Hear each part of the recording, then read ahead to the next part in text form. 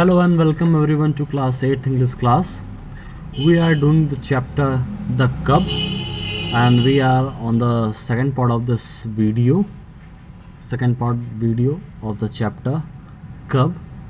So in the previous video we learned that how a child is remembering his childhood and what he used to does in his childhood, all the things he is memorizing.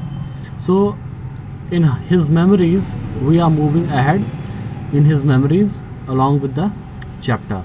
So I am starting from page number 59 from the first para of the page. Okay, so let's get started. Then no matter how tightly he tried to cling, he was lifted up and perched upon his father's shoulder. तो इससे पहले हम लोगों ने देखा था कि किस तरीके से उसके फादर जब वापस आते थे तो वो अपने फादर के पाँव को पकड़ लेता था. तो अब यहीं से स्टार्ट हो रहा है कि इसका कोई मतलब नहीं होता था कि कितना भी तेज़ वो अपने फादर के पैर को पकड़ा रहता था, लेकिन उसके बावजूद भी फादर उसको लिफ्ट कर देते थे और perched upon his shoulder means अपने कंधे पे उसको बैठा लेते थे. And then would march past his mother and together they would duck their heads beneath the door. और अपनी माँ के साथ फिर बैठा के वो चलते थे और अपने सर को दरवाजे के पीछे छुपा लेते थे. ये सारी मेमोरीज़ वो बच्चा याद कर रहा है कि किस तरीके से बचपन में हम समय गुजारते थे और उन्हीं सारी मेमोरीज़ को वो हमसे शेयर कर रहा है. जैसे जैसे वो बड़ा होता गया, कैसे कैसे उसकी हैबिट्स चेंज होती गई, ये सारा चीज़ वो आगे पैराग्राफ में डिस्क्राइब कर रहा है. And then he went to school. और अब बचपन से उसका स्कूल जाने का समय हुआ. And on the playground he learn how to wrestle and shout and how to hold back tears. और स्कूल जाने पे उसको बहुत सारी चीज़ें नई सीखने को मिली. उसको पता चला कि प्ले ग्राउंड में किस तरीके से रेसल करना है, लड़ना है, किस तरीके से चिल्लाना है और किस तरीके से अपने आंसुओं को बाहर नहीं निकलने देना है, किस तरीके से अपने इमोशंस पे काबू करना है. How to get a half nelson on the boy who tried to take his football away from him. और किस तरीके से हाफ नेल्सन, किस तरीके से एक रेसलिंग मूव करनी है उस बच्चे पे जो बदमाशी के तौर पे उसके फुटबॉल को उससे वापस छीनने की कोशिश कर रहा हो. He came home at night and practice his new wisdom on his father. और किस तरीके से खेलने के बाद जब वो रात को घर आता था तो जो नया बुद्धिमत्ता उसने अब तक सीखी है,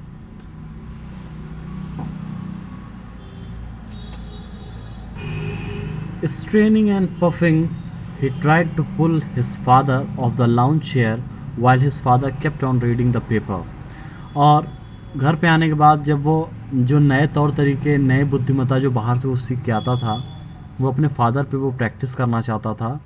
और उसके साथ साथ जब उसके फादर एक चेयर पे आराम से बैठे हुए होते थे तो किस तरीके से वो बचपन में वो अपने फादर को अपने दिमाग से उनको परिश्रम करता था, किस तरीके से उनको पुल किया जाए चेयर से. तो ये सारी एक्टिविटीज़ वो करता था. और फादर किस तरीके से पेपर पढ़ते रहते थे, only glancing up now and then to ask in mild wonderment what are you trying to do boy. और किस तरीके से पेपर पढ़ते हुए कभी कभी वो झांक लिया करते थे, देख लिया करते थे उस बॉय की एक्टिविटी को और बहुत ही धीमे तरीके से और एक आश्चर्य तरीके से वो किस तरीके से पूछा करते थे कि बच्चे तुम क्या करने की कोशिश कर रहे हो. He would stand and look at his father give his dad. और वो किस तरीके से एक्साइटमेंट में एक टोन प्रोनाउंस किया करता था जब फादर उसके पूछा करते थे कि तुम क्या करना चाहते हो. And then he would realise that his father was teasing him and he would crawl upon his father's lap and punch him lovingly. और फिर उसको पता चल जाता था कि जो फादर मुझसे ये जो पूछ रहे हैं कि तुम क्या कर रहे हो, ये एक्चुअली में नहीं पूछ रहे हैं, ये सिर्फ़ और सिर्फ मुझे चिढ़ाने के लिए पूछ रहे हैं. तो वो अपने फादर के गोद में चढ़ जाता था और बड़े ही प्यार तरीके से वो पंच अपने फादर को मारा करता था. ये सारी मेमोरीज़ वो रिमेंबर कर रहा है बच्चा. And still he grew taller smaller, taller slimmer stronger. और अब वो बच्चा फिर आगे और बढ़ता चला गया, लंबा होता गया, पतला होता गया और थोड़ा सा मजबूत भी होता गया. He was like a young buck with tiny new horns. और वो जवानी में अपने आप को यंग बक, मतलब जैसे रैबिट्स को कहते हैं यंग बक, जनरली मेल्स एनिमल को कहा जाता है, जैसे रैबिट्स हो गया या डियर हो गया तो उनको यंग बक बोला जाता है, मेल रैबिट या डियर। तो वो अपने आप को मेल बक की तरह समझता था जिसके अभी छोटे छोटे सींग जमी हुई हो। He wanted to lock them with any other young bucks to test them in combat. तो यहाँ पे छोटी सींग का मतलब ये है कि अब उसके अंदर स्ट्रेंथ आने लगी थी और वो अब अपने आप को मजबूत समझने लगा था वो बच्चा। और अब क्योंकि उसके पास स्ट्रेंथ आ गई है तो वो जो दूसरे यंग बक्स हैं, मतलब अपने उम्र के जो दूसरे लड़के हैं उनसे एक फ़ाइट चाहता था अपने आप को टेस्ट करने के लिए। अक्सर ऐसा होता है कि जो बच्चे थोड़ा सा यंग हो जाते हैं वो लड़ने के लिए बहुत ज़्यादा ईगर होते हैं, so that they can test themself कि उनके अंदर कितनी स्ट्रेंथ है। तो वही सारी एक्टिविटीज़ इस बच्चे के अंदर भी हमको देखने को मिल रही है, वो अपनी मेमोरीज़ को शेयर कर रहा है। He measured his bicep with his mother's tape measure, और अक्सर वो अपने बाइसेप्स को, जो घर पे मेजरिंग टेप होता है उससे वो अपने बाइसेप्स को मेज़र कर रहा होता था। He thrust his arm in front of his father, feel that house that for muscle, और किस तरीके से वो अपने आर्म्स को पुशअप करता था अपने फादर के सामने और अपने फादर से कहता था कि महसूस कीजिए ये जो मेरी मसल्स हैं वो कैसी हैं। His father put his great thumb into the flexed muscle and pressed, and the boy pulled back, protesting, laughing, ouch.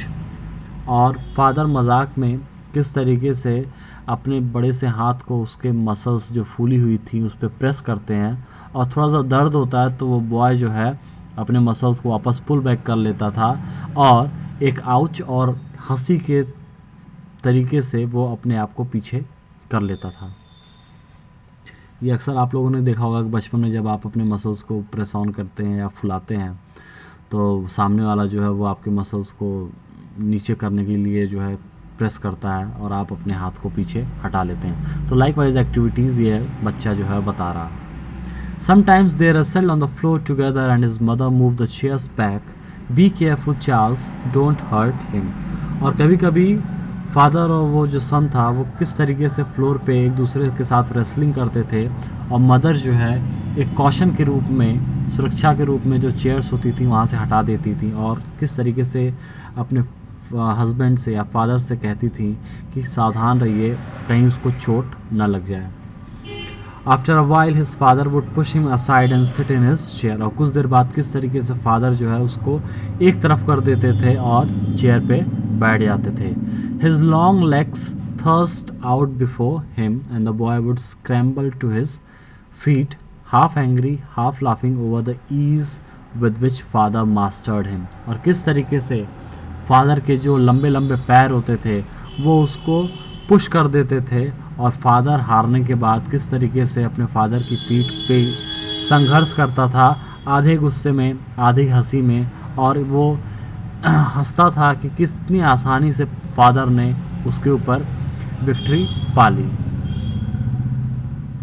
डोगॉन it dad someday he would say, और वो हाफ एंग्री में कहता था, एक डोगॉन इट मीन्स क्या है, एक तरीके का एंग्री का एक्सप्लेनेशन है, अरे सॉरी एक्सक्लेमेशन है, और वो डैड से एक एंग्री टोन में कहता था कि एक दिन वो भी जो है आपको गिराएगा।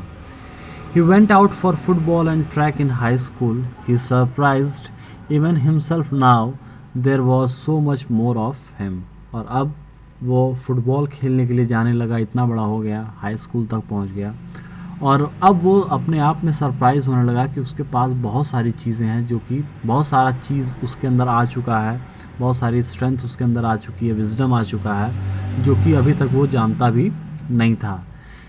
And he could look down on his mother, little one he called her और small fry.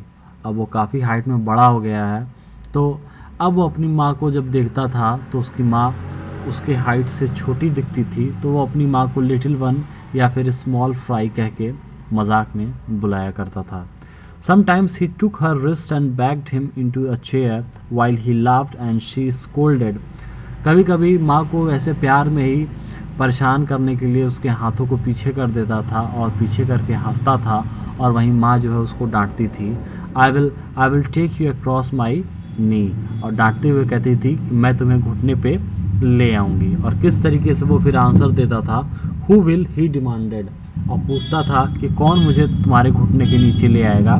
Well your father still can, she said, और किस तरीके से माँ कहती थी कि तुम्हारे पापा तुम्हें घुटने तक ले आएंगे, वो अभी भी ऐसा कर सकते हैं। His father, well that was different, कहता है बच्चा, लेकिन हाँ पापा की बात दूसरी है।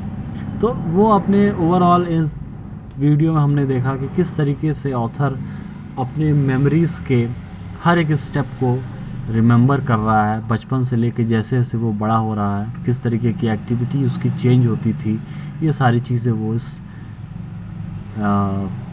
पेज पे डिस्क्राइब कर रहा है। So that is all for today. We will do the next of the chapter in the next video. Thank you.